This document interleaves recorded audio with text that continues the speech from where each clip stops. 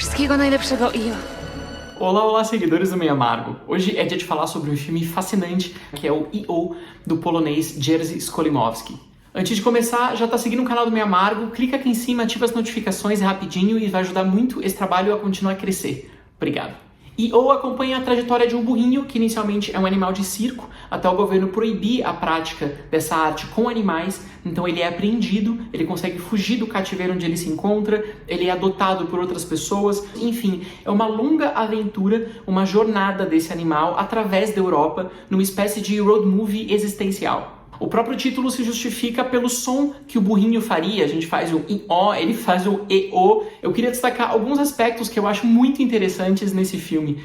O primeiro aspecto é o fato de não ter um ser humano como protagonista. A linguagem cinematográfica sempre foi orquestrada para representar da melhor maneira possível o corpo humano. Quando a gente fala em close-up, plano próximo, plano de conjunto, plano geral, está condicionada à posição do corpo humano no quadro. Mas existem muitas possibilidades de não ter um ser humano como protagonista, como por exemplo quando é um animal que lidera o ponto de vista, ou quando uma cidade é protagonista, pensa em Berlim, Sinfonia da Metrópole, ou até em filmes que não têm imagens, ou que a imagem é uma grande tela preta, caso do português Branca de Neve. Segundo, esse é um filme que retrata maus tratos a animais sem necessariamente produzir maus tratos a animais. Muitas pessoas ficaram bastante incomodadas por tudo que acontece com o protagonista nessa história. Ele não é apenas sujeito de maus tratos, ele tem muito carinho, ele tem momentos contemplativos, momentos de solidão. O E.O. deixa claro desde o começo que toda a sugestão de maus tratos é apenas representada. Assim como a gente vê nos filmes de ação, sei lá, num John Wick da vida, os caras dando socos, tiros e chutes, a gente sabe que eles não estão se agredindo de fato.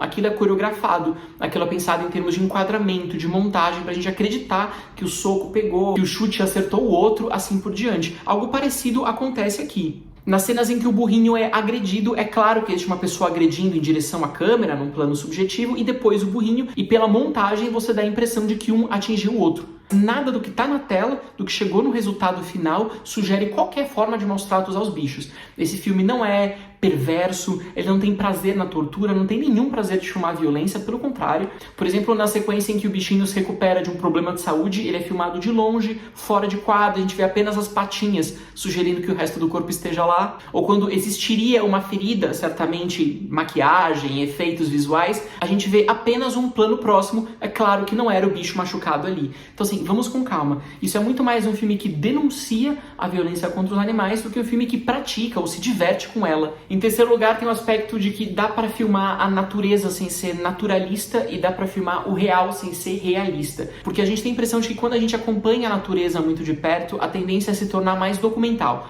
A maioria dos diretores são muito modestos, muito humildes em relação ao esplendor da natureza. Então o que eles fazem é basicamente abrir a câmera, usar luz natural, intervir o menos possível para captar aquilo que eles já consideram muito bonito em si mesmo. A gente acaba nesse momento nos aproximando não só da linguagem documental, mas em alguns casos da linguagem da reportagem, do Discovery Channel, etc.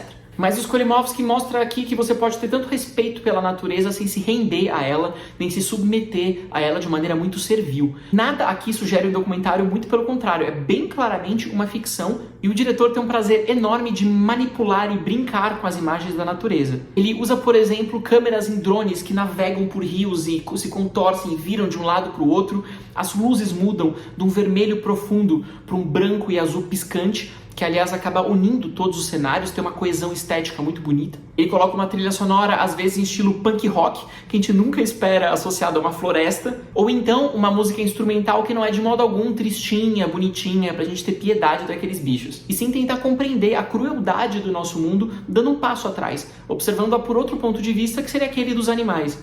Até por isso, apesar de burrinho ser o protagonista, a gente tem corujas, raposas, que dão essa ideia de um ponto de vista animal mais amplo. O E.O. também pode ser apreciado enquanto estudo de linguagem cinematográfica. Isso porque a expressividade de um burrinho, de um animal, pode se prestar à comédia, como em muitos filmes, pode se prestar ao documentário, pode se prestar ao drama, ao terror, por que não? Pela maneira como ele enquadra e como ele filma esse bicho, Skolimowski sugere, por exemplo, a solidão, a tristeza, a raiva, a inveja. Existe uma sequência ao lado de um cavalo de treino, muito bem cuidado, enquanto ele está ali de lado, recebendo menos cuidados e servindo como veículo de carga. Quando o enquadramento coloca os dois lado a lado, ele sugere ali um ciúme. Nos instantes em que o animal reencontra a antiga dona dele no circo, a escolha de ângulos muito próximos, uma luz ali meio crepuscular, dão a entender que ele tem uma saudade do lugar de onde ele vem. Isso nos comprova o poder da montagem e como a linguagem do cinema consegue sugerir coisas muito diferentes a partir das mesmas imagens.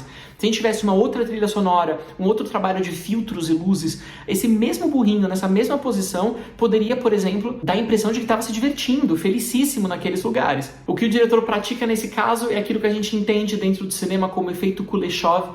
Por exemplo, se você pega o rosto de um ator completamente inexpressivo e pela montagem coloca junto de um prato de comida, você pode dar a entender que ele está com fome. Se você coloca junto de um copo d'água, você pode sugerir a sede. É isso que acontece o tempo inteiro no E.O. Isso ajuda pelo fato que o E.O. nunca é visto apenas como uma vítima ou um mártir da crueldade dos animais. Ele não é um objeto, e sim um sujeito. Ele tem um ponto de vista autônomo e é ele que controla o olhar da narrativa. Portanto, aquilo que o burrinho não compreende sobre o que está acontecendo ali no mundo dos humanos, no traficante de animais, o espectador também não vai entender nem receber explicações a mais. Felizmente, o discurso passa longe de um paternalismo, de uma condescendência. No final, é muito interessante que o E.O. se torne uma grande metáfora sobre a selvageria dos humanos. São eles que agridem uns aos outros, são eles que exploram a natureza de maneira completamente imoral. Enquanto ele humaniza os animais, o Skolimowski não necessariamente desumaniza os humanos, apenas mostra como eles podem ser muito mais perversos e muito mais predadores do que qualquer coisa encontrada no meio ambiente. Se existe um único porém nesse filme tão bom, é, ironicamente, a presença da Isabelle Huppert. Não por culpa da atriz, eu tô me sentindo até estranho falando isso, porque eu acho ela uma atriz magnífica, mas de repente, já pertinho do final, do nada, aparece uma personagem interpretada pela Isabelle Huppert, dialogando com o filho, resolvendo umas pendências familiares, e esse trecho não tem nada a ver com tudo que o antecede. É o único instante em que a gente abandona o ponto de vista do burrinho e que soa um tanto desconectado do resto da proposta. Mas isso é apenas um detalhe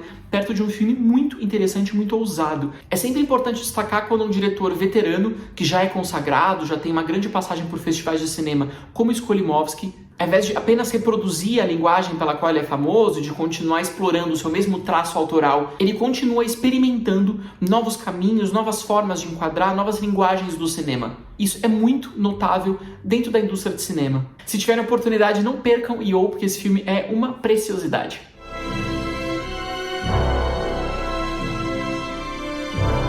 É isso, eu fico por aqui hoje. Me diz nos comentários a sua opinião sobre E.O. Não se esquece de seguir o canal, ativar as notificações e também acompanhar todos os textos publicados em meioamargo.com. Até a próxima!